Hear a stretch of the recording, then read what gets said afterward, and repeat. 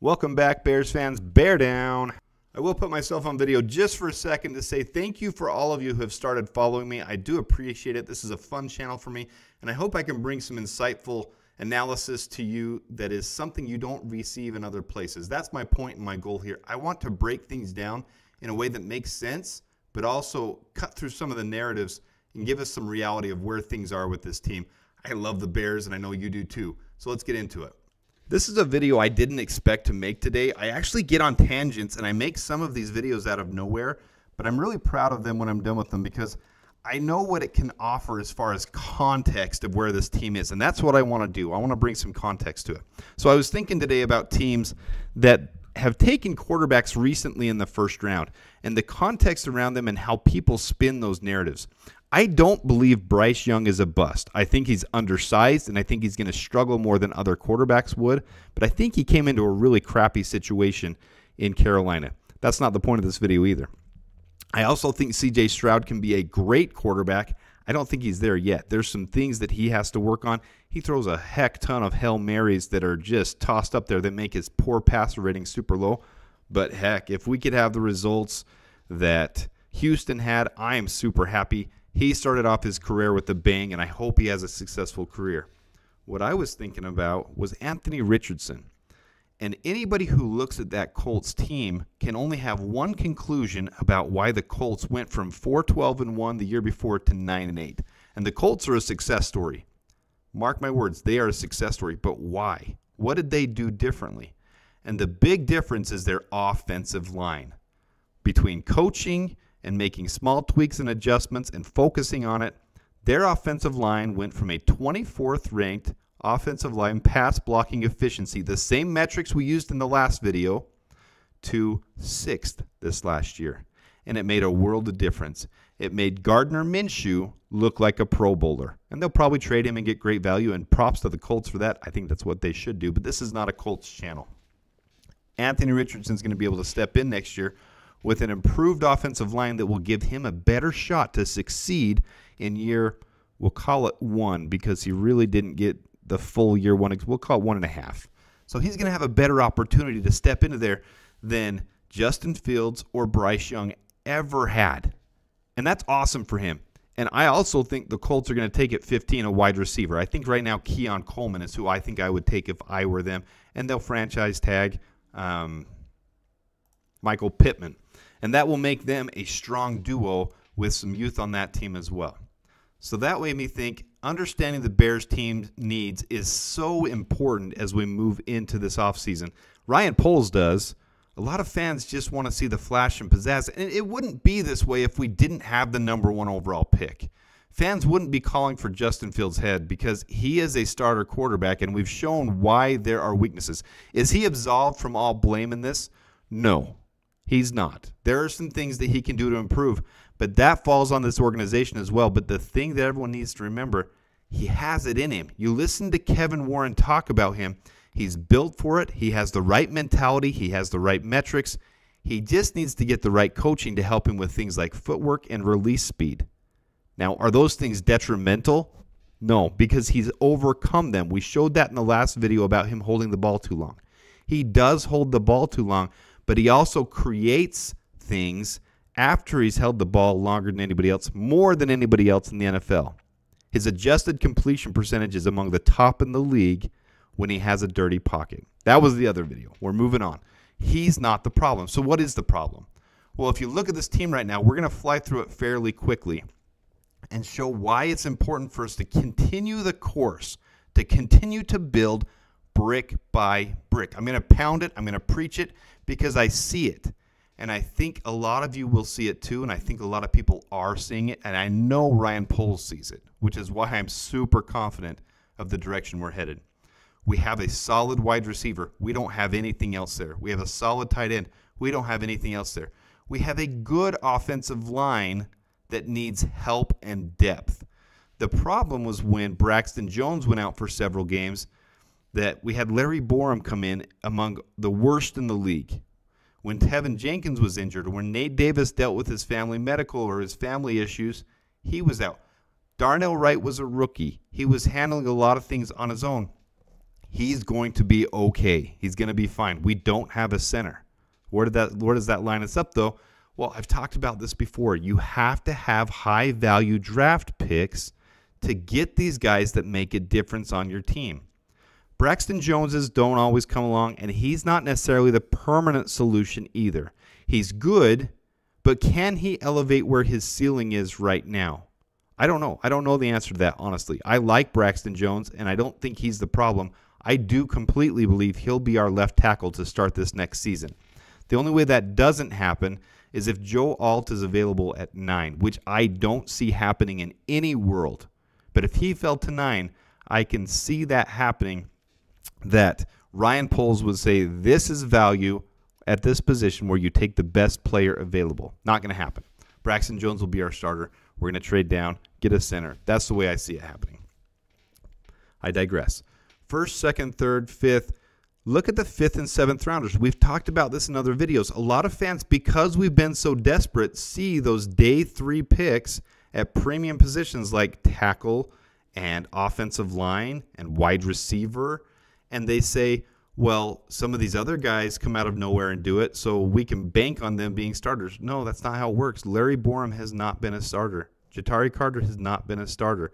These guys aren't first day, second day picks for a reason. Now, sometimes guys make that transition into the NFL and do exceed expectations, and sometimes there's a reason. Like Braxton Jones came from a small school. He exceeded expectations, and now he's playing very well. If you actually look at his metrics, though, his numbers were better than most people in the first and second round. It's just he came from Southern Utah University, so the quality of competition he was playing made a lot of scouts and a lot of people wonder if that would translate to the NFL, and it's a valid concern and worry. You're going to see it with other guys this year. For example, in the wide receiver room, players we're looking at like Hayden Hatton coming from Idaho. Is that going to translate into the NFL? I just spoke yesterday about a guard that I'm really starting to like from South Dakota State. Really small school. Will Mason McCormick from South Dakota State be able to translate his game like Braxton Jones has to be a quality guard in the NFL? Will a team take a risk on him in round 3 as opposed to round 4, 5, or 6? I don't know. Those are things for scouts and GMs to determine, but that's what we're looking at with these things. Let's go look at the offensive skill positions. Look at the guys that are succeeding so far. Now, running backs, you can find them in value in rounds 3, 4, 5, 6, 7. That happens all the time. That's not a surprise. So Khalil Herbert isn't a shock. Some teams will go up and get the first and second rounders still because they have the additional capital. That's a position the Bears want to be in going forward, where they have the line set, such as the Lions last year. They had a solid offensive line. It wasn't a huge concern for them. They didn't have to do a lot to build that. So they could go out and get Jahmyr Gibbs. They could get Sam Laporta. They could get these high-value positions that the Bears want to be in that same position to do, and we're building it that way. But we don't have additional depth at wide receiver. We don't. We've showed that in the other videos where we have the bad contested catch percentage, the bad drops. We just don't have separation. We have to have a true X receiver that can bump off the line, get open, and run crisp routes. We need to have a slot receiver that's strong and built to be able to do the same thing and have those contested catches. We don't have that right now. There's potential with some guys like Tyler Scott, who is right now a backup. Who knows if he's going to turn out, but he had a bad year this year. All right, let's look at the defense. And there's a reason the defense isn't as decimated. Here's the entire defense. Let's look at the defensive line. Montez Sweat, first-round pick. Not by us, but we acquired him. Gervon Dexter, second-round pick. Andrew Billings, third-round pick. Marcus Walker, second-round pick. Are these guys all top of the class elite? No. But I've shown in my other video, DeMarcus Walker, when he has Montez Sweat on the other side, is a great role player. So do we need to fix the defensive end position this year? Not when DeMarcus Walker played the way he did when Montez Sweat came over. Completely different player. He played starter quality. Top 30 in the NFL with Montez Sweat there. DeMarcus Walker is a keeper this year to build for the future. Then next year we can focus on defensive end again. Gervon Dexter still young, improving. He improved at the end of the year. But depth, we don't have any. Dominique Robinson was absolutely terrible when we brought him in. Khalid Kareem might be decent. We picked him up. It's incomplete. He didn't have enough. So who knows? But we don't have depth at defensive interior. We just don't have anybody else. but that's been the focus. In 2022, Ryan Poles' first year, he only had 2 quality draft picks, Kyler Gordon and Jaquan Brisker, cornerback and safety, focused on the defense. In that next offseason, he picked up Tremaine Edmonds and TJ Edwards. He saw year 1 that we'd had problems at wide receiver and tried to get Chase Claypool. We can mock him, we can do whatever we want over it, but look at who else was available, and he took his shot. Yeah, it didn't work out. I wish we didn't do it. He wishes we didn't do it. We could add that pick back, but Chase Claypool didn't work out. He took a shot. So the next draft, he traded down, got DJ Moore. Great job. Then we focused on offensive tackle, Darnell Wright, but the defensive interior, we've been fixing that defense. Gervon Dexter, Zach Pickens with premium picks. And then the acquisitions, Yannick Ngakoue, Montez Sweat. We've been focusing on that defense. It's in decent shape now. Oh, Tyreek Stevenson's isn't right. Problem solved. I've shown that I'm not immune from making mistakes. But we have, look at those. First round, second round. Jack Sanborn was an undrafted free agent. Kyler Gordon. All right, I had a bunch of errors on there. Sorry, guys. I try to double check these things before I start, but we're going to keep moving forward.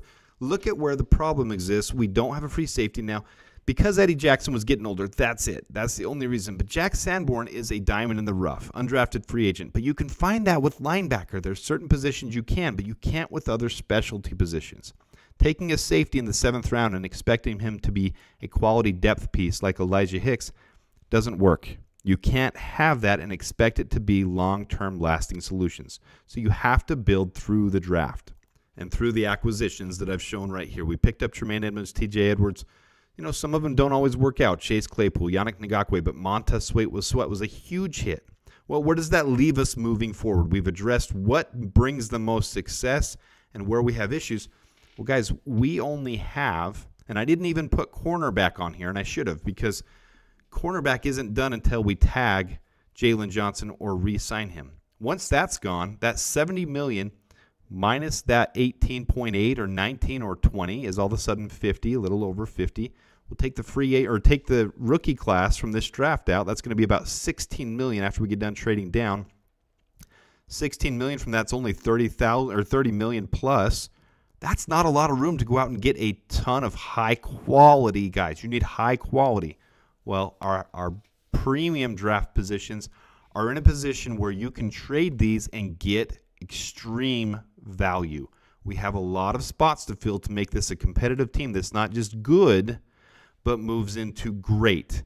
And when quarterback isn't one of those main issues, that's when you have to consider, is it really the right time to pick a new quarterback? When the 2022, 2023, 2024, and 2025 draft classes are all lower quality quarterback classes, that these analysts out there are going to try to convince you that there's generational talent. They're going to try to tell you that because they want to build hype and excitement, which is their job, which is, you know, good job for them. They do it all the time. Bryce Young was generational last year. This year, Caleb Williams is generational. Even though he had a huge drop-off of his year before, and he has so many flaws that you can compare him to other quarterbacks in the league that aren't generational. You don't want to call Justin Fields generational. He was just as good as Caleb Williams with an actual NFL-sized body and build to sustain himself in the NFL. Now, if you want to start calling people from the 2026 draft class generational because they're 6'5", 6'4", built like quarterbacks, they've been touted since they were toddlers, and they've built themselves up, and now they're coming into the college, and they're going to start succeeding, and they've had a little bit of success, and it's good. Then we can start watching them for 2026. But right now, there's nothing special about the 2022, 23, 24, or 25 draft classes. Nothing. And we have someone from the 21 class that's built like a quarterback, who's got the mentality between his ears to be a leader and to be able to understand and grow every single year. We're not decimated at quarterback. We are decimated at these other positions to the point where we need to build like teams like the Colts did this last year and went from 26th in their pass blocking efficiency, 24th, up to 6th. Well, we do that by taking these premium picks that we're not going to have this opportunity. You talk about not having an opportunity at 1-1 for a quarterback. 1-1 at quarterback doesn't always translate to success. Usually 1-7, 1-14, 1-18, numbers where you're building quarterbacks to come into a system with a team that has a at least average line and good receivers. That'll translate to success. So what if we do, this is what we stand right now with the next couple of years. What if we do something like this? We've already proposed this.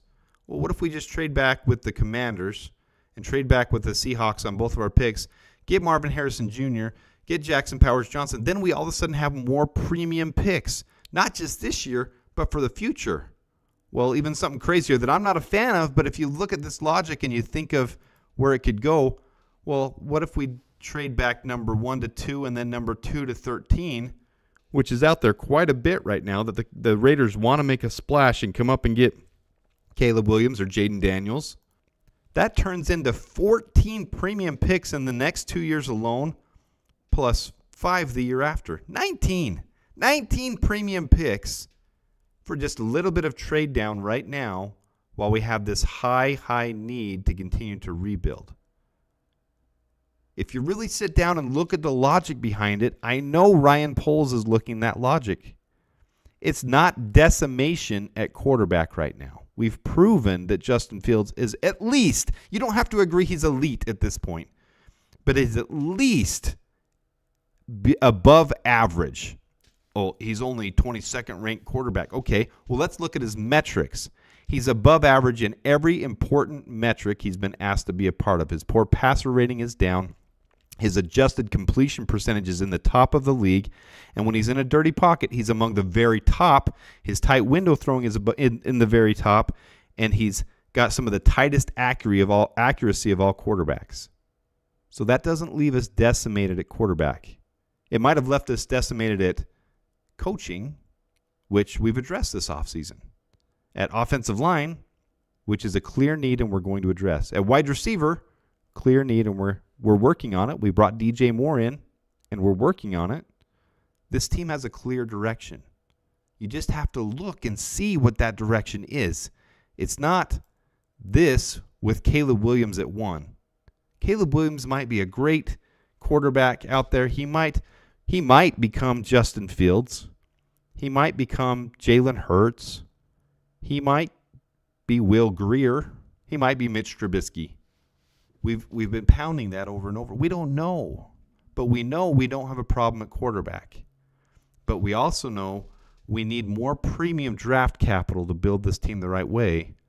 And if that's the path to go, or that's the path to go, either way it builds us long term and sustains this team to be a brick-by-brick opportunity that I'm going to keep pounding because it's going to happen very soon. It's going to happen right around the combine, and it might start trickling any day now. So watch for it because it's coming. And I am 100% certain. People are going to say, well, what happens if he don't? Well, we are. So I'm going to tell you that now. We are keeping Justin Fields, and we're trading that pick. That's going to happen. You can bank on it. With that, bear down.